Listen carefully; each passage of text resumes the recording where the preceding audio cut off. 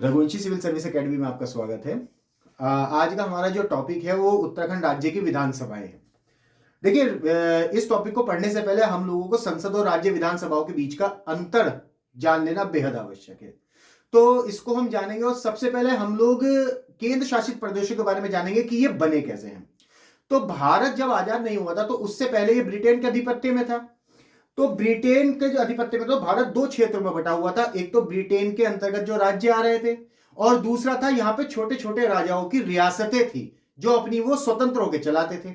अब जब भारत आजाद हुआ तो अंग्रेजों ने धोखाधड़ी पूर्ण उसके अंदर कुछ क्लॉज डाल दिए कि ये देसी रियासतें चाहे तो पाकिस्तान में जाके मिल जाए, चाहे भारत के अंडर में जाए, चाहे अपने आप को स्वतंत्र रखे।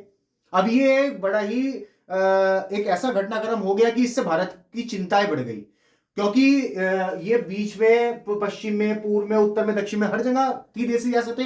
अब ऐसा ना हो कुछ पाकिस्तान में चली जाए तो देश की जो अखंडता है वो तो छिन भिन हो जाएगी। तो इसको बचाने का जो दायित्व है वो उस समय हमारे जो पहले प्रधानमंत्री और गृह मंत्री थे सरदार वल्लभ भाई पटेल लौह पुरुष जी को दिया गया और उन्होंने 565 में से 562 रियासतें भारत के अंदर सम्मिलित करने पर उनको मना भी लिया। लेकिन जो 3 रियासतें थी उनको मिलाने में उनको काफी कठिनाई हुई। जैसे जूनागढ़ रियासत, इसको जनमत संग्रह करा के मिलाया गया। जैसे हैदराबाद, इसको सैनिक कार्रवाई के द्वारा मिलाया गया। जैसे जम्मू कश्मीर, ये जो वहां के राजा थे उन्होंने अपनी स्वेच्छा से दोनों ने विलय पत्र पर साइन करके मिला लिया। खैर, 565 जो देसी रियासतें जब बनी तो सरदार वल्लभ भाई पटेल के सामने उन्होंने अपनी समस्या रखी। तो सरदार वल्लभ भाई पटेल ने कहा था कि आपके ऊपर कोई सीएम, कोई राज नहीं करेगा, आप डायरेक्ट हमारे केंद्र दिल्ली के देखरेख में रहोगे। और ऐसे ही हुआ। तो आज इसीलिए इन प्रदेशों को, जो देसी रियासतों को मिला के बने हैं, केंद्र के द्वारा शासित प्रदेश कहलाते हैं। यहां पर केंद्र सरकार का एक प्रतिनिधि होता है, इसको गवर्नर या प्रशासक कहा जाता है। तो बेसिकली इस प्रकार आपके केंद्र शासित प्रदेशों का निर्माण हुआ। अब भारत का निर्माण हो चुका था, आजाद हो चुका था। उस समय जब भारत के संविधान लागू हुआ तब 14 राज्य थे और 6 केंद्र शासित प्रदेश थे। लेकिन आज की डेट में 28 राज्य हैं और 8 केंद्र शासित प्रदेश हो चुके हैं। अब भारत जब राज्य और केंद्र में बटा तो एक तरफ तो दिल्ली, जहां से पूरा भारत चलता था, सेंटर, और दूसरी तरफ छोटे छोटे राज्य। अब जो राज्य है, भारत जब एक स्वतंत्र राज्य बन गया तो अब इसके अंदर कानून भी बनाए जाएंगे। अब सवाल ये उठा कि कौन सा कानून तो राज्य बनाएगा और कौन सा कानून पूरे भारत के ऊपर जो संसद है वो बनाएगी।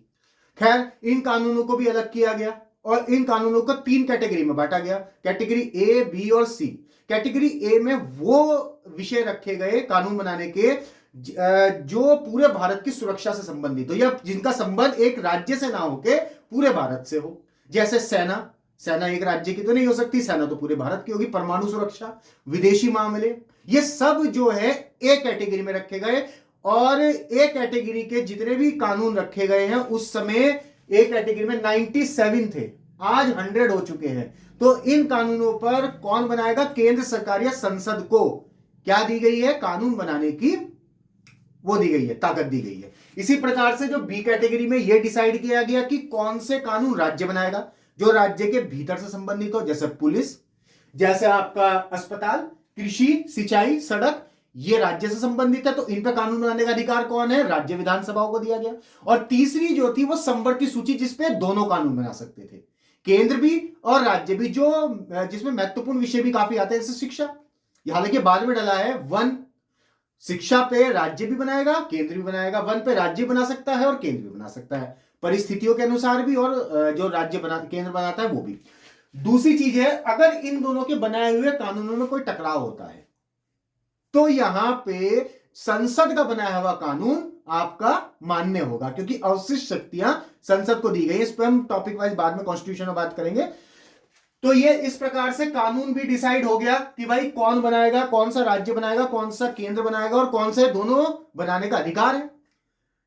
अब देखते हैं संसद और राज्य विधानमंडल में अंतर क्या होता है। कानून तो समझ में आ गया, लेकिन बनाएंगे कैसे, ये बनते कैसे हैं, ये मैंने यहां पे ड्राफ्ट किया है। ये तो है संसद और ये है राज्य विधानसभा, यानी राज्य जो 28 है उनकी विधानसभा।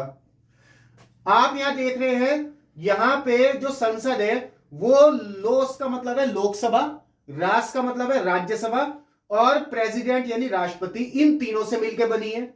इसी तरीके से सेम है बिल्कुल, राज्य की विधानसभा भी और संसद भी थे, सेम इनके कार्य हैं। राज्य की विधानसभा, विधानसभा, विधान परिषद और गवर्नर से मिलकर बनी है। ये भी दो सदन और एक उनसे मिलकर बनी है, गवर्नर और इधर राष्ट्रपति से। तो तीन जो है, आप ये देख रहे हैं, इनका स्ट्रक्चर बिल्कुल सेम है। अब बात करते हैं इसके सदनों की। सबसे पहला सदन आता है संसद के अंदर जो बनता है, लोकसभा। लोकसभा, अब लोकसभा का नाम है लोगों की सभा।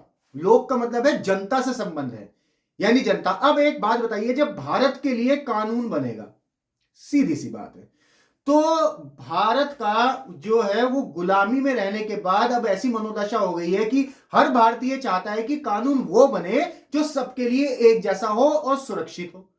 तो ऐसा कैसे संभव होगा?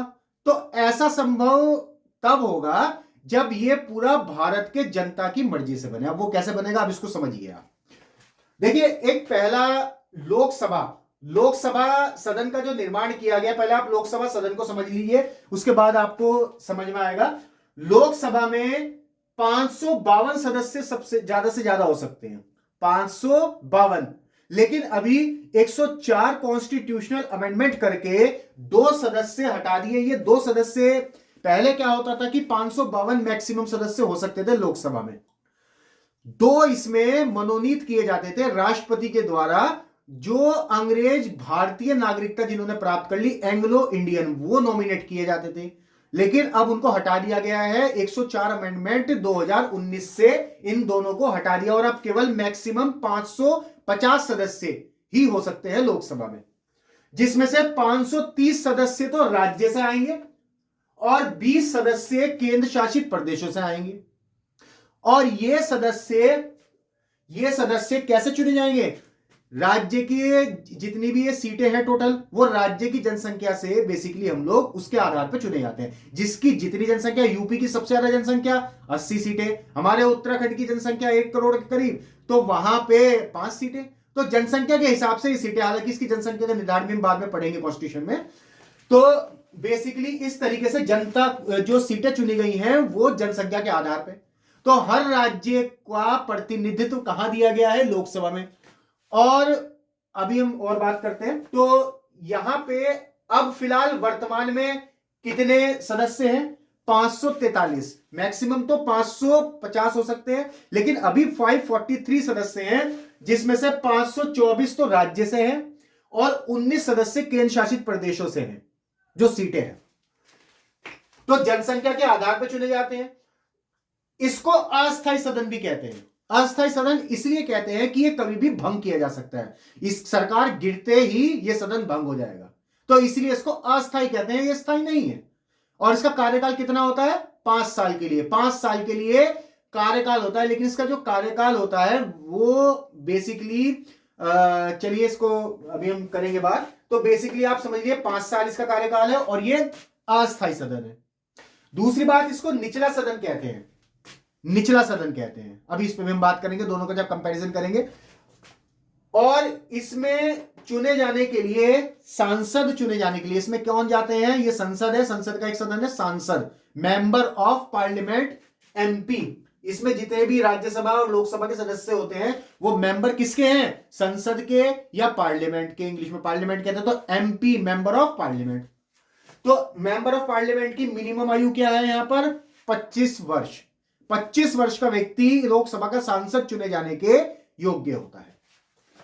और इसका चुनाव कैसे होता है? Direct election. देखिए, इलेक्शन 2 तरीके के होते हैं, एक तो प्रत्यक्ष आपका इलेक्शन और एक होता है इनडायरेक्ट इलेक्शन। दोनों का अंतर समझ लीजिए, प्रत्यक्ष और अप्रत्यक्ष का। जब जनता किसी को भी चुनने के लिए डायरेक्ट जाके वोट देती है तो उसको डायरेक्ट इलेक्शन, और जब किसी को जनता के बिना वोट के चुन लिया जाता है तो वो इनडायरेक्ट इलेक्शन, यानी उसकी पद्धति कुछ और हो।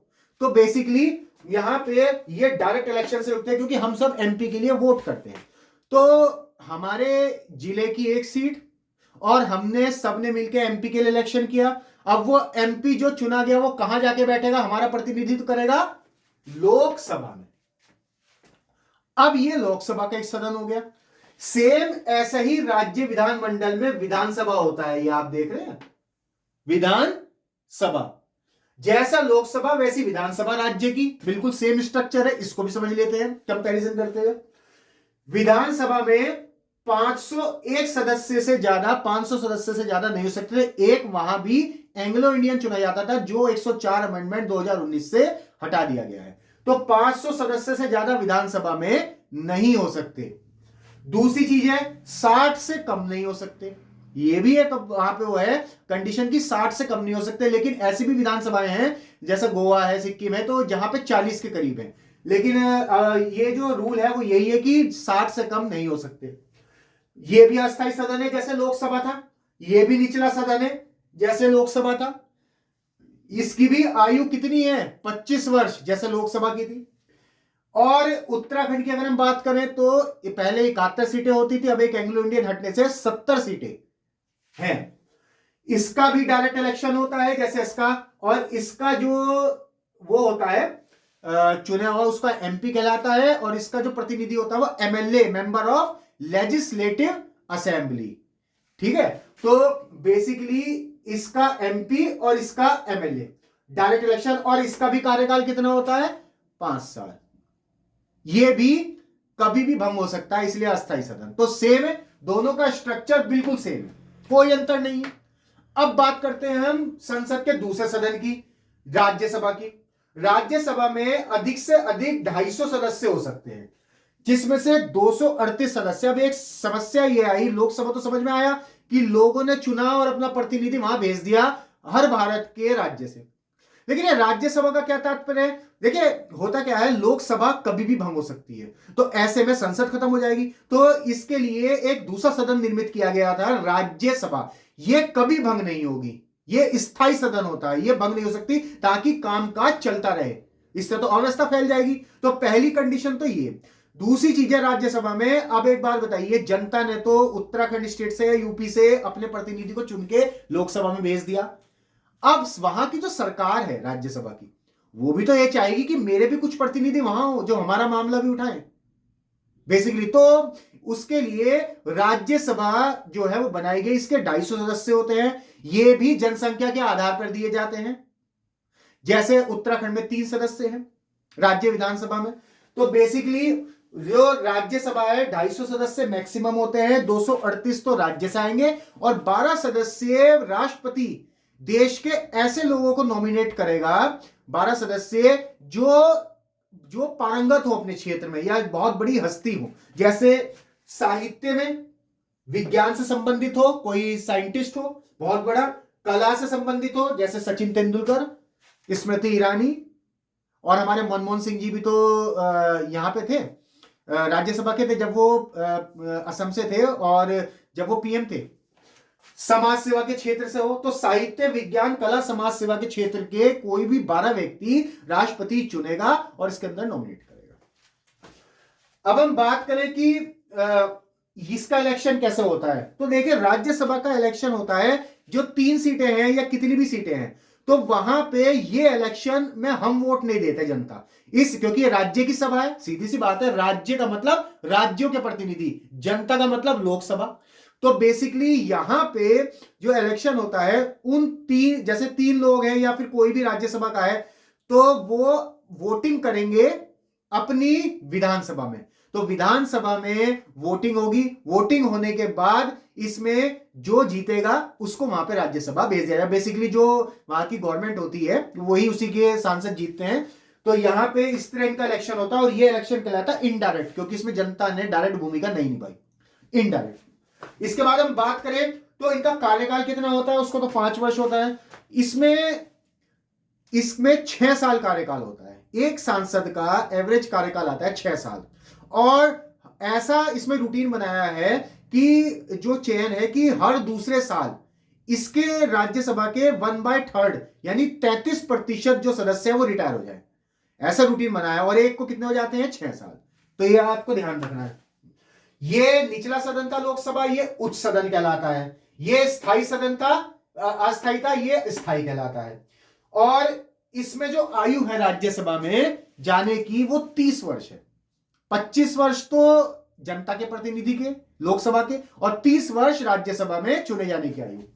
तो इस तरीके से राज्यसभा हुई। अब हम देखते हैं जैसी राज्यसभा है वैसे ही वहां पे राज्यों में विधान परिषद है।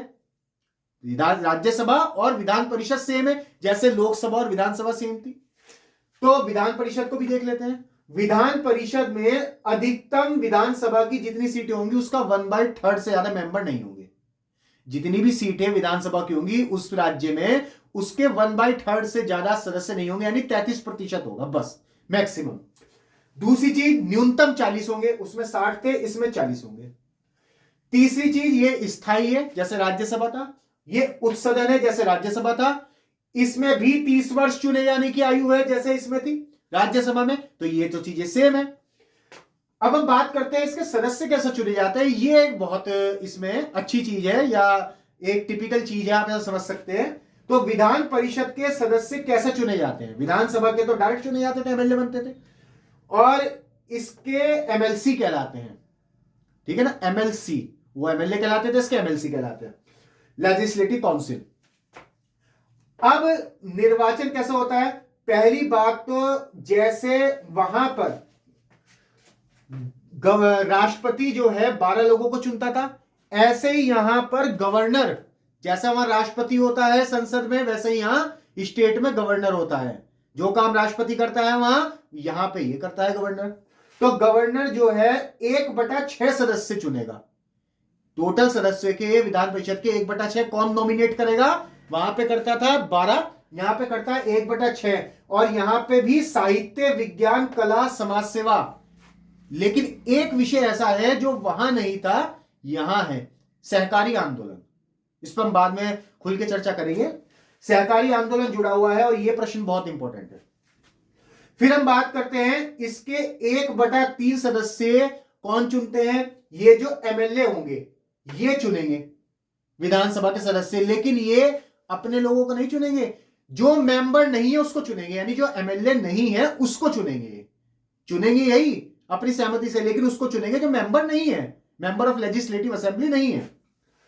फिर 1/3 सदस्य इसके लोकल गवर्नमेंट के द्वारा चुने जाते हैं, नगर पालिका, जिला बोर्ड, प्राधिकरण जितने भी हैं, 1/3 सदस्य वो चुनेंगे।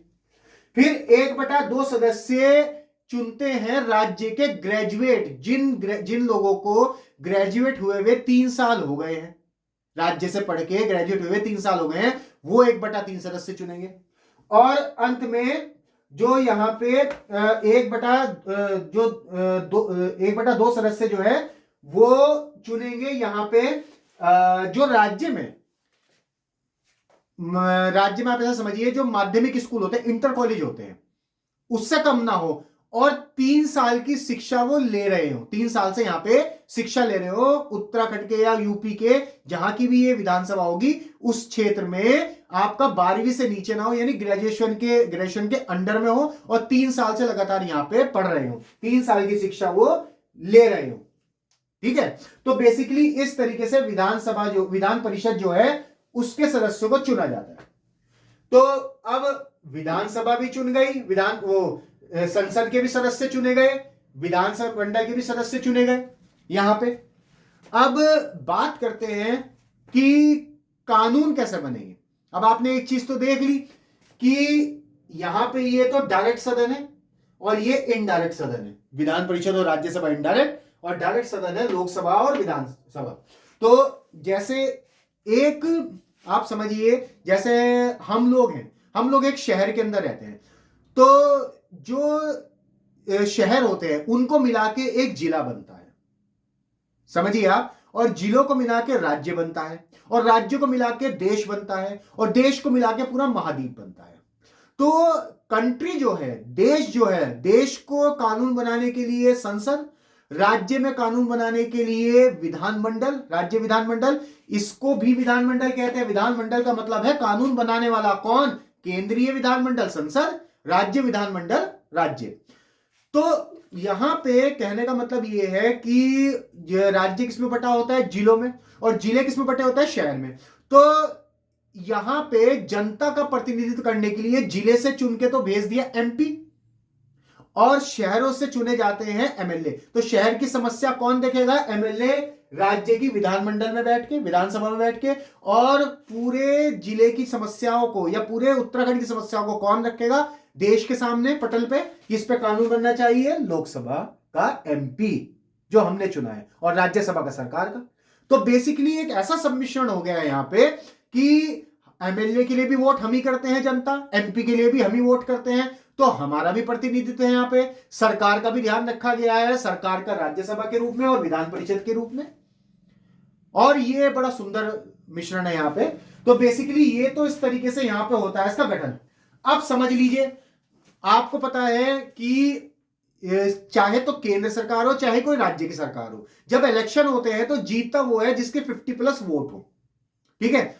तो 50+1 वोट वाला हमेशा जीत जाता है। जैसे इस समय राज्य में, केंद्र में बीजेपी है और राज्यों में सरकार किसकी है? ज्यादातर राज्यों में बीजेपी की भी है, सपोज कीजिए, तो कोई भी पार्टी हो सकती है। तो ये यहां पे सरकार है, यानी कि बीजेपी की, या जो हम अभी की बात करें अगर करंट की, तो यहां पे ये जो लोकसभा है इसको चुन के हमने भेजा, ध्यान रखिए आप, और राज्यसभा की भी चुन के आ गए, यानी लोकसभा और राज्यसभा हो गई। अब लोकसभा जब चुनती है तो राज्य, मान लीजिए सरकार बनी बीजेपी की, अब बीजेपी अपने बीच में से एक नेता चुनेगी अपना। कौन चुनेगी? एक नेता चुनेगी, ठीक है? और वो नेता बहुमत दल का नेता कहलाएगा, बहुमत दल का, ऐसे ही यहां होगा विधानसभा में, और वो बनेगा केंद्र में चुनी, यहां से संसद ने अपने बीच में से जो नेता, वो तो कहलाया प्रधानमंत्री, पीएम। राज्य में चुना अगर वही नेता तो वो कहलाया सीएम, पीएम और सीएम, ठीक है? प्राइम मिनिस्टर, और राज्य में सीएम कहलाता है। इसी तरीके से अब वो जो नेता होगा वो शासन को चलाने के लिए, ये गठित हो रहा है, गठन हो रहा है, शासन को चलाने के लिए अपने बीच में से ही, या तो लोकसभा से या राज्यसभा से, या तो विधानसभा से या विधान परिषद से कुछ मंत्री चुनेगा, जो मंत्री विभागों को संभालेंगे, तो वो प्रधानमंत्री चुनेगा, और उसको मिला के बोलेंगे मंत्री परिषद, मिनिस्टर काउंसिल। केंद्रीय मंत्री परिषद केंद्र में, राज्य मंत्री परिषद राज्य में। सिंपल सी बात है, सेम है। कैबिनेट मिनिस्टर होते हैं, इसमें राज्य मंत्री होते हैं, उप मंत्री होते हैं और सचिव होते हैं, सचिवालय का। तो ये बन गई आपकी एक अलग से कार्यपालिका, यानी इसी विधायिका में से क्या निकल गई? ये विधायिका है, इसी में से निकल गया एक नया पिलर, कार्यपालिका। जो किस तरह बनी कार्यपालिका? मंत्री परिषद और प्रधानमंत्री, ठीक है? हालांकि वो उसी का हिस्सा होता है। तो मंत्री परिषद से जो है वो कार्यपालिका यहां पे बन गई। तो विधायिका में से ही निकलती है कार्यपालिका, आप इसको समझ लीजिए। विधायिका में से कार्यपालिका, वो राज्य की कार्यपालिका भी और केंद्र की कार्यपालिका भी। वो केंद्रीय मंत्री कहलाते हैं और वो राज्य में होते हैं, वो राज्य मंत्री कहलाते हैं। राज्य के अंदर मिनिस्टर, उसमें भी कैबिनेट मिनिस्टर होते हैं, उसमें भी होते हैं, उसमें भी राज्य मंत्री होते हैं, उसमें भी आपके उप मंत्री होते हैं। तो इस तरीके से बेसिकली इनका गठन होता है, और ये पीएम, सीएम और मिनिस्टर ये जो बनते हैं वो इस प्रकार से बनते हैं। अब देखिए इनका मतलब क्या है। अब हमारे संविधान में 3 चीजें दी गई हैं, 3 पिलर दिए गए हैं। हालांकि चौथा पत्रकारिता कहा गया है। विधायिका, कार्यपालिका। विधायिका वो जो हमने चुनी, जनता ने और राज्य ने मिलके, जैसे संसद और राज्य में विधानमंडल, दोनों को विधायिका कहते हैं। और इन्हीं में से निकली कार्यपालिका, मंत्री परिषद, ठीक है? तो विधायिका और कार्यपालिका, और इन दोनों को कंट्रोल करने के लिए इनके ऊपर बैठी है न्यायपालिका, जो सर्वोच्च है हमारे संविधान में। हमारे संविधान में सर्वोच्च न्यायपालिका को माना गया है, ठीक है? तो यहां पर ये 3 स्तंभ आपको दिख रहे हैं। अब ये विधायिका, क्योंकि कार्यपालिका विधायिका से निकली है, तो कार्यपालिका, विधायिका का काम होता है कानून बनाना केवल। कार्यपालिका का काम होता है कार्य, यानी इसको लागू करना देश के अंदर, ठीक है? और न्यायपालिका का होता है कहीं कुछ गलत तो नहीं हो रहा, ठीक है? न्यायपालिका को इतनी शक्ति प्रदान की गई है, वो किसी भी समय विधायिका के बनाए हुए कानून को रद्द कर सकती है। तो यहां पे इसलिए न्यायपालिका को सिर पर रखा जाता है, ठीक है? और ये सर्वोच्च है यहां पर हमारी जो न्यायपालिका है। तो विधायिका के प्रति जिम्मेदार कौन होगा? कार्यपालिका, क्योंकि उसको किसने जन्म दिया है? उसको, कार्यपालिका को विधायिका ने जन्म दिया है। इसीलिए पूरी मंत्रिपरिषद किसके प्रति जिम्मेदार होती है? लोकसभा और विधानसभा। चलिए, तो ये बेसिकली अंतर होता है। अब कानून कैसे बनता है ये भी हम लोग देख लेते हैं। ये चीजें तो हमने समझ ली। बिल कैसे पास होता है? कोई भी कानून बनना है किसी भी चीज पे, वो एक बिल पे लिखा जाएगा, सदन में विपक्ष को भी दिया जाएगा, सबको दिया जाएगा, उसके ऊपर बहस भी होती है। जब बहस होने के बाद वाचन बोलते हैं उसको, वाचन होने के बाद लोकसभा के 2/3 पास होगा, यानी लोकसभा के जो सदस्य हैं उपस्थित हो मतदान, उसका 2/3 सदस्य यहां पर बिल को क्या करेंगे? पास कर देंगे। हो गया बिल पास। इसके बाद वो जाएगा राज्यसभा में, यहां भी 2/3 सदस्य पास करेंगे। ऐसे राज्य का होगा, विधानसभा में 2/3, विधान परिषद में 2/3। ठीक है, तो इसके बाद इन दोनों से पास होने के बाद जो यहां पे केंद्र का होगा वो कानून, तो राष्ट्रपति साइन करेगा और राष्ट्रपति के साइन करते ही बन जाएगा वो बिल पास हो गया और ये बन गया कानून, राष्ट्रपति के साइन होते ही। और यहां पे इन दोनों से पास होने के बाद गवर्नर के साइन होते ही बन जाएगा वो कानून। तो इसको बोलते हैं कानून बनना, या बिल। बिल बोलते हैं हमारी भाषा में, जो कानून की भाषा, संविधान की भाषा है, उसमें बिल बोलते हैं इसको, पेश होना, पारित होना। जैसे अभी यूसीसी पास हुआ है उत्तराखंड में। तो इस तरीके से इन दोनों का ये डिफरेंस है जो आपको समझना बेहद जरूरी है। संसद और राज्य विधानमंडल लगभग एक जैसी चीजें हैं, उनमें कोई अंतर नहीं है। जब आप संविधान पढ़ेंगे तब भी हम इसको ऐसे ही क्लैरिफाई करते हुए पढ़ेंगे। तो मैं नहीं समझता कि यहां पे आपको कोई दिक्कत आएगी। तो इस तरीके से ये यहां पर कार्यपालिका, विधायिका और न्यायपालिका का अंतर भी सिद्ध हुआ और ये भी पता लगा कि संसद और राज्य विधानमंडल में आखिर अंतर क्या है। चलिए आप इसको देख लीजिए एक बार।